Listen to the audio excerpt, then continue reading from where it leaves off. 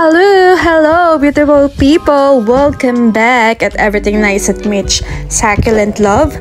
At ini-invite ko po kayo na mag-like at mag-subscribe sa aking channel at pindutin ang notification bell para wala kayong ma-miss sa aking mga videos. And for today's vlog, alam ko hinihintay nyo to. Unboxing tayo ng succulent. So finally, ito na yung succulent ko na in-order ko. Way August pa yata ito. So, 2 months din tong nagtagal, tsaka yung iba from 2 months from August pa. Tapos ngayon lang na-ship kasi pinalate ship ko nga ng October. So, ayun. So, excited na ako na i-share sa inyo itong mga na-mine ko kasi ang gaganda at mga rare succulent. So, ibibida natin yon. Plant mail. A box of happiness. Excited yarn. Let's see if the airdrie is very good. If her plants is beautiful and healthy. And if there's no pest or fungus. And lastly, if there's a freeze. Just kidding, thank you for taking good care of my box of happiness. Tara Unboxing at Sinam Seller Yarn. So, this is from a new seller. Ayan. So, first time ko mag-order sa kanya. Charot. Ayan. So, from Joselson Cactulence kay Cici Hazel Laganyo. Hello, Cici. Ayan. So, ayun. From August, inipon ko sa kanya. Tapos, pinadala ko na lang ng October. And then, eto na nga yun. So, naipon sa kanya. So, this is my first time na mag-order. Charot. Ayan. So, many times na kay Suki. Ayan. So, para lang kami nagpapardagulan yan pagka nagchat-chat kami. So, ngayon, yung mga upload niya is mga rare type. O, diba? Kung kailan ako nakabili, ayan. Tsaka siya magpo-post ng mga rare. O, diba? Ang galing mang-inis talaga nito si Joselson. Charot. So, tingnan natin kung may impress pa rin niya ako sa kanyang mga succulent. And let's see kung ano yung fa-free ni Madam. Sa lahat ng seller talaga, itong mga succulent ni Joselson, may gayuma. Ayan. Kaya nahuhumaling kaulit bumili sa kanya. Kasi ni-sprinkle niya talaga ng gayuma yan. Kaya tinanong ko sa kanya, ano bang gayuma nilalagay mo sa mga succulent mo? Nahuhumaling talaga kako. So, ayun, tawa-tawa lang. So, ang gusto kasi dito kay Ma'am Hazel, kapag sinabi niya ganito yung shipment, is, ganun talaga, nasusunod talaga. And, maganda kasi yung way niya, yung pagpapa-order niya, and then magsusort, pagka meron na, tapos, well-informed pa yung mga, customer. So, this is Duster Rose. Ayan. Or also known as Vivian. So, strong din sa lowland itong mga Vivian or Duster Rose. And, ang laki niya. Nakuha ko lang to ng set for 150. Partner niya yata si Blade Runner. Ayun. So, bongga. Ang laki ha. So, ayan. So, yun nga, sa mga pagmamine din ng mga succulent kay Joselson, malaki na din kasi for 150. Hindi ka na din talaga lugi. So, ayun din, gusto ko din dyan yung way ni Ma'am Hazel na hindi mo siya kailangang i-message na i-inform siya agad na ito po yung mga plants nyo, and then kapag mag-air-dried na, magsasend pa ulit siya ng picture. So, yun yung matino sa kanya. Ayan. So, ito, isa din sa mga nabebetan ko. Ang mga opalinas, mabait din sa lowland sila. And this is the blue opalina. Diba, we have two, pink, tapos ito blue. So, ang ganda niya. And pineplex ko yan sa aking shorts kasi ganda. Ayan. So, kabisado ko na din kasi yung angulo ng kamay ni Hazel eh.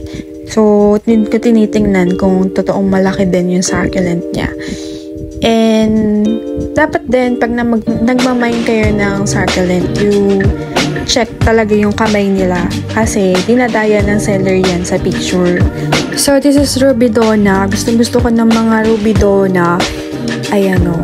Ewan ko ba kung bakit. Nilagyan na naman ng gayuma ni Joselson. So, yung mga healthy na Rubidona kay Joselson kayo bumili kasi hindi kayo lugi doon sa tinda niya.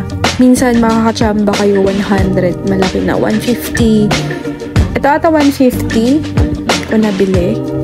So, malaki na siya, chubby na siya. And, ang ganda ng mga rumbido niya. So, nakalima na ako. Ito, nakalimutan ko na kung sino to. So, while editing this video, nakita ko na pa-free pala siya ni Sis Hazel o Taray. Thank you, sis. Tanong ko na lang yung name niya. So, 3 yung binigyan niya sa aking pa-free kasi naka-4 akong box. Usually, 2 lang yan eh. Ayan. So, this one, ang laki. Sino to? Oh. Diba? I-open natin yan. So, iba talaga yung mga succulent, no? Kakakilig talaga sila. Ayun. So, this one, ayun. Nakita ko na yung kulay niya. Ayan, no? Ayan. Ang ganda ng kulay niya. Tapos, pag na-stress pa yan, ma-red, ay, ma-maroon. Ganun. Ma-maroon green siya. So, sabi to ni Sisi Jeremy, mabait daw to sa lowland. Kaya ako kumuha nito. Diba? So, second time na magkaroon ako yung dati kasi nasunog. Ayan. So, ang laki niya. Bongga. So, 150 ko to nabili kay Sis Hazel. Ayan. So, mas malaki pa siya sa mukha ko. Ayan. Ang ganda. Thank you for this. At nakuha ko lang siya ng 150 yata.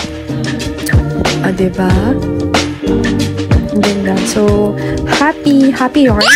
Kilig yarn. So, lucky to get this one at walang bumili. It's for me talaga. Ayan. So, this is the first box na na-unbox natin. And there would be the second box. Ayan. So, ayan. Second box na tayo. Sino naman kaya ang mga nandito? So, excited na ako mag-unwrap dito sa second box. Ayan. With the kalat. With the 3 kalat ng dyaryo.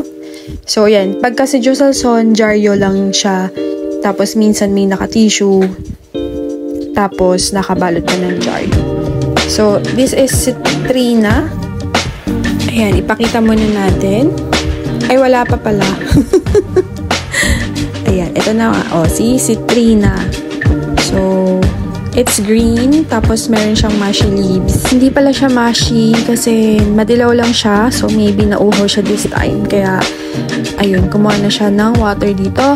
In time, pag sobrang init, natutuyot po yung dilaw na, ano na yun, na dahon. Pwedeng tanggalin, pwedeng hindi, nasa inyo. Basta hindi mushy. Pag mushy kasi basa ay, mas parang bulok, ganun. Tanggalin nyo pagka ganun. So, normal lang yun sa, sa succulent. Lalo na kung matagal sa box, ayun, magdidilaw sila. At kung hindi maselan, ayan. So, ito, tagal ko na itong gusto. Si Amentorium Grape. Ayun. Taray ng name. So, matagal ko na siyang gusto. Ayan, finally, I have na. O, diba? So, usually, mga rare talaga yung kinuha ko this time. Tsaka yung mga nababaitan ko pa rin sa lowland. So, advice ko sa inyo, kapag bumibili kayo ng succulent at ganito nakapak, wag nyo muna silang itanim. Ipahinga nyo muna sila for a day or after 2 days, tsaka nyo sila itanim. So, ang ganito si avocado cream. Yun nga lang, maarte sa lowland nito. So, ayun, pag na-receive nyo, ipahinga nyo muna para makahinga sila, tapos makabuka yung kanilang rosette kasi, syempre, napipit-pit sa loob eh. Ayan. So, next tayo, sino naman kaya ito? Ayan. Ang daling mag-unwrap kasi pagka-jolly talaga eh. Hindi ka na pahihirapan, diba? So, this is Jin Junhee. Ayun. Pambihira naman yung pangalan si Jin Junhee. Ayan. Parang Korean actor naman yung pangalan nito. So, galing siguro talaga ito ng Korean. So, inihapol ko to kasi ang ganda niya. And this is rare type. 150 ko lang siya nabili. Sa iba kasi yung mga ganito nila is nasa 180, 200, ganun. So, mura na sa kanya to. Meron talaga mga seller na mura magtinda. Depende kung gaano karami yung stock nila. Kapag konti, mas mahal. So, tinanong ko kasi kay Ma'am Prenny dati kung bakit may seller na mahal magtinda, may seller naman na mura magtinda. Ayun. So, this is Kokoro. Nagustuhan ko din siya. So, sets ko po siya nakuha. 3 yan. Yung isa nasa ibang box. Ayan. So, this is hybrid Lola ata. Not sure kung kasi meron akong hybrid Lola. Hindi naman ganito na mas mahaba yung tips, yung rosette. So, baka, ewan, baka dalawa yung hybrid lola. So, this is a rare. And first time to have this one. This is Menchaca. Parang kaaway mo. Menchaca ka. Ganon, di ba? Ayan. Ang ganda niya, oh. So, nahihilig din ako sa, matulis yung rosette. So, parang lahat naman yata nahiligan ko na. Ayan. So, next tayo. Uy, malaki-laki to. Sino to? Hala. So, nakaka-excite talaga pagka sa box yung malaki. Ihuhuli ko talaga yan. Kasi excited ako kung sino siya. And, ayun, hindi ako sanay na maliit na sa succulent. So, this is Waradi. Ayun, naman. Ba't naman kasi nakataob? Ayan, ako, sis Hazel, Pangilan mo na to, charot. Ayan, nakataob kasi siya. Dapat hindi. Kasi, mapipiyot talaga siya, lalo na pag pinatungan ng box. So, this is the last box for today's vlog. So, sa susunod na lang po yung dalawang box. Ayan. So, bibitinin ko kayo ngayon. And let's take a closer look sa dalawang box na unbox natin. So, kapit lang dahil sa susunod natin vlog yung dalawa. And, yeah, maganda pa rin yung mga succulent ni Jocelson. So, inayos ko lang kasi magko-closer look tayo mga besh. Ayan.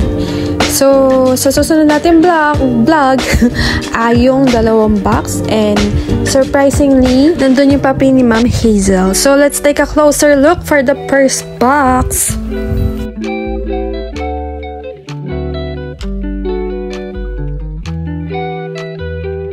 So, part 2 tayo ng ating susunod na unboxing from Jocelson Torrent, box 3 and 4. So, this is the second box. Ayan. So, thank you for watching and see you on my next video at Everything Nice at Mitch. Succulent love, your nurse Lantita saying, God bless at laging mag-ingat!